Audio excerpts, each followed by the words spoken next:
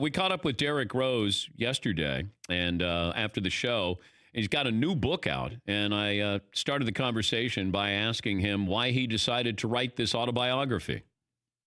It all started with me wanting to get my word out. During the past, I felt like I let the media control or dictate everything that was going on because I really couldn't focus on really paying attention too much to that because I was living in the moment. And in the moment, I was just going through a lot, figuring out who I was as a person. I had my son at the time, and I was just figuring out a lot of things, just trying to grow up. And now that I have time to reflect back on it, it just showed that I executed the right way. I had a lot of ups and downs, but to get to 12 years and to get to my 12th year and having my injury my third year, it showed that I did something right.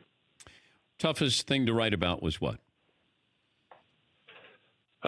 Everything, everything. I'm a very secretive person, but I just wanted to give out parts. I don't know if you know, but I put out a documentary, and I wanted to put the book with the documentary as like a package, but it didn't work out that way, and I put them out separately. And I just wanted to give the people and my fans that really love me a chance to see why they're drawn to me. Like all my fans, and I run into people like they love me, they vibe with me in a certain way, but I never opened up to people, and it always came from just a feeling like that they got from me that they can relate to, and I just wanted to give them a little bit more and show them just another side of me.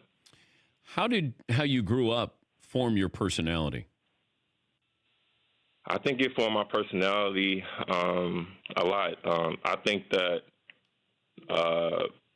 I grew up kind of different than your average athlete or average person. Like I grew up in an impoverished area, and along the way I had a mentor, but this mentor, he was an ex-drug dealer. My mom loved him, my family loved him, and he was cleaning up his life at the time.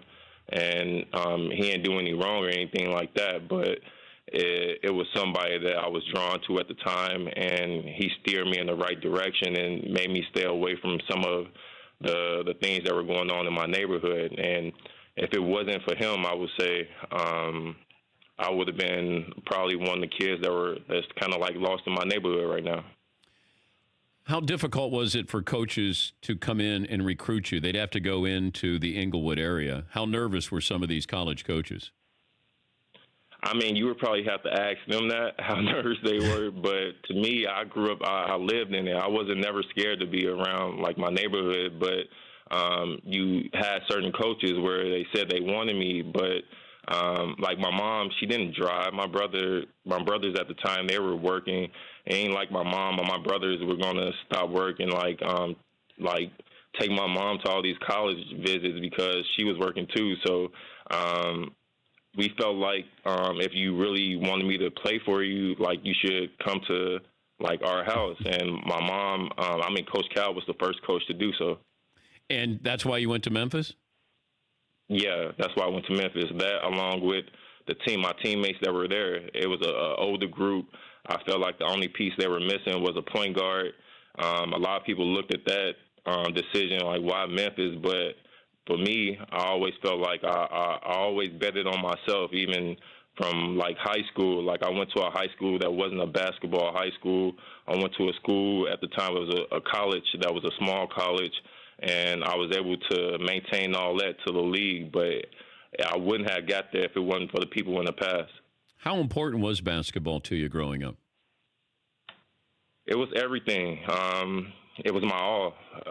Like I said, I kind of grew up different than your typical basketball player. Like, even though I lived in Chicago, I was always outside. I didn't have time I didn't want to sit in front of the TV all day. I didn't know what time the Bulls games came on. I heard this player, Michael Jordan, everybody loved, but at that time, I wasn't 6'6", I wasn't 6 feet. You know what I mean? Like games wasn't similar, so I really didn't like look up to him like that, because I was always outside just working on my game, and it ended up paying off for me. Where like I think I put in the right time, the right time or right hours to get to where I'm at. Wait, so you didn't really understand the fascination with Jordan because you didn't play the game the way he did? Or? No, I was saying it to say, like, kids now, they know about, like, contracts, about star players, about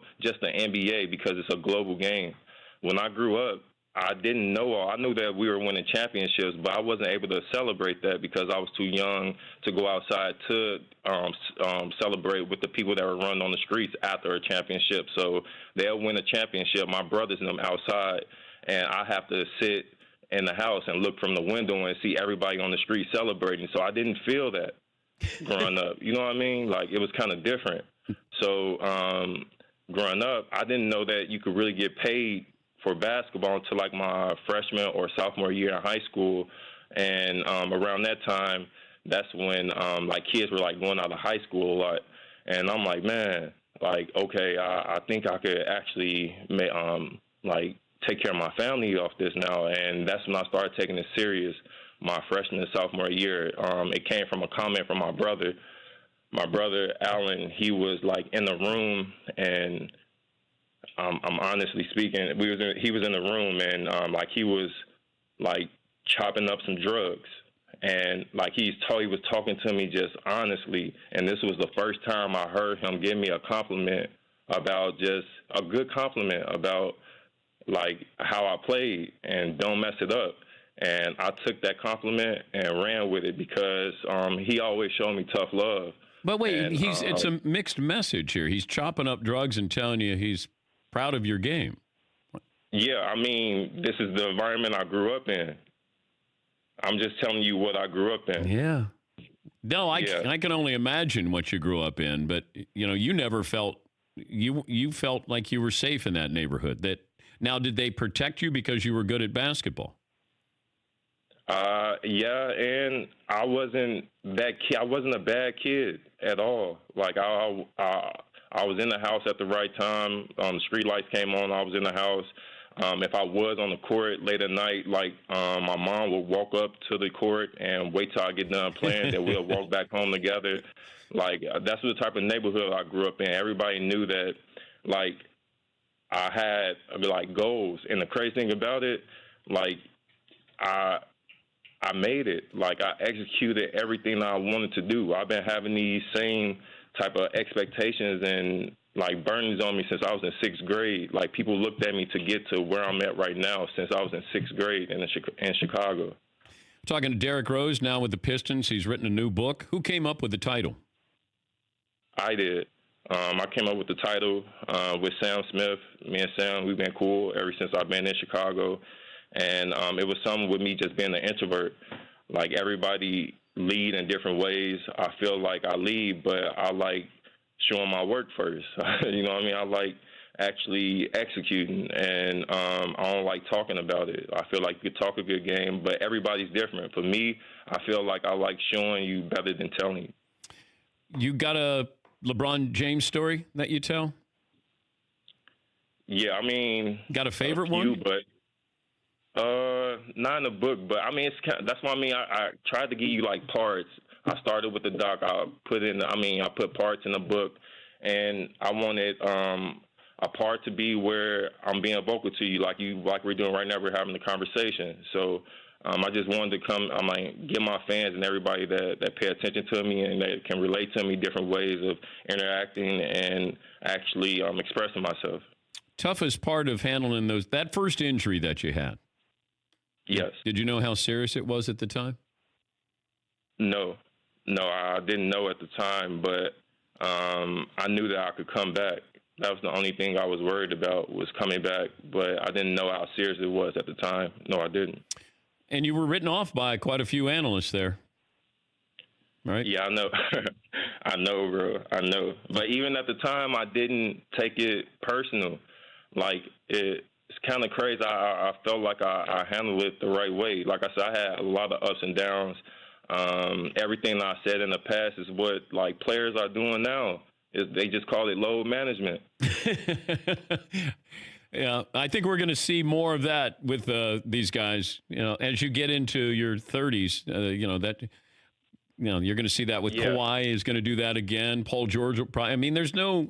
I don't know why more guys don't do it, because I want you ready for the postseason. And if you know you're going to make it in the postseason, I want you healthy. LeBron's going to have load management again this year. It feels like. I hear you. Right? Yeah.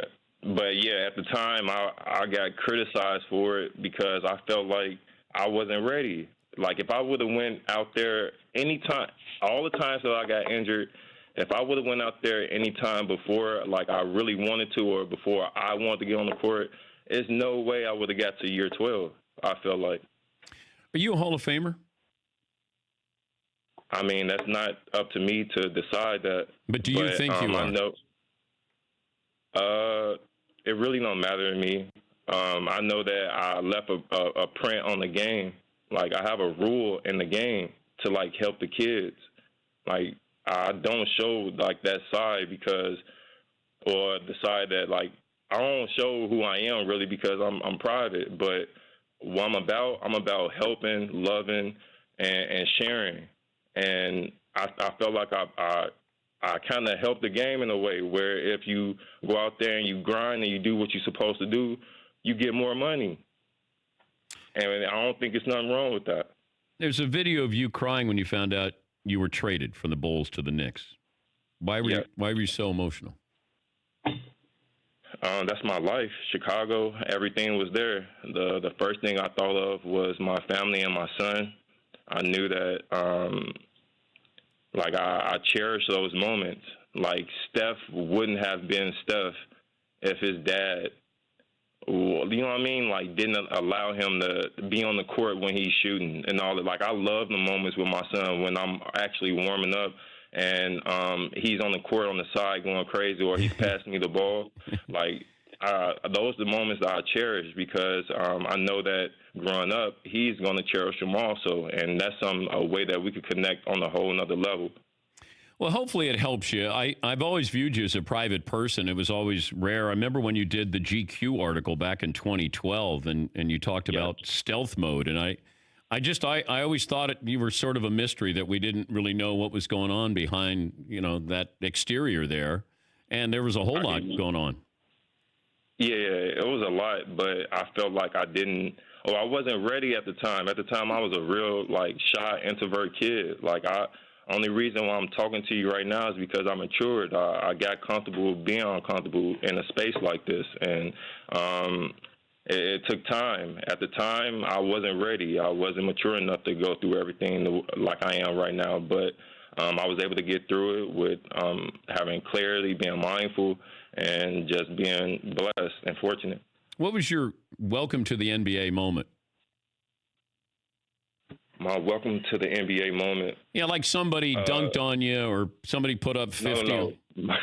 Damn, mine was early, man. I played terrible at Summer League, like the Summer League in Orlando. Yeah. Yeah, and I played terrible, and I just remember, damn, if I can't play well against these guys, do I got a chance? Do I got a shot? But little did I know, it just groomed me into working on my game even more and just making sure that I was prepared to actually play in an NBA game. But was there a moment where you're on the court and you're saying, I'm guarding this guy, and who would have thought? Oh, yeah. All right, it was J. Kidd. I think that was the first time I ever was in awe on the court, being a professional. I was playing against J. Kidd. I think he was playing for Dallas at the time. And it was just a matchup, you know what I mean? Just one of them things where it was man, I'm actually playing against a Hall of Famer, somebody that I looked up to. So did you talk to him? It was surreal. No, I was too scared to talk to him. No way, bro. And Jason's such a nice guy. Yeah, Jason's such a nice guy. So you could have said, hello, Mr. Kidd. I'm Derrick. You're one of my idols there. I was quiet, man. But he knew from the way that I was playing and competing, he knew that probably that I took the game kind of serious. But Kobe didn't talk to you, did he? No, Kobe didn't talk to me. Kobe was the first NBA player to actually like son me. Do you know what son mean? Like take you under his wing? No, Ment- like just big brother you. yeah, mentor. Yeah. Yeah, no, it ain't. It's different than a mentor. Oh. He stunning on. He threw his leverage on me. We were having a commercial shoot, and it was in like Malibu somewhere, and he showed up like 3 hours late. And I'm like, damn, come on, man. Like, but I understood where he was coming from. Like, you know how guys are. Like, he made me pay my dues. I waited for 3 hours for him, and we shot the commercial. It was a 2K commercial, and I had to deal with it, bro. So he's sending you a message by showing up, and it's called leveraging you or sunning you? Yeah, no, it's called sunning. So, yeah, it's a New York term, sun. He sunned me. Oh, wow. I got to get hipper here, Derrick. I'm sorry. Oh, yeah, man. It's a new world out here. Well, I'm twice as old as you are, so I should have twice as much knowledge, but I don't. Apparently, I don't. I don't have to. Yeah, you got to stay hip, man. Yeah. All that knowledge, stay hip with it. Hey, I'm happy for you, and I hope the book turned out to be cathartic for you to kind of let people in behind the curtain a little bit there, and good luck in Detroit. Please tell B.J. Armstrong, if you talk to B.J. Anymore, that I said hello. All right, I will. Thanks for letting me come on your platform. For more Dan Patrick Show,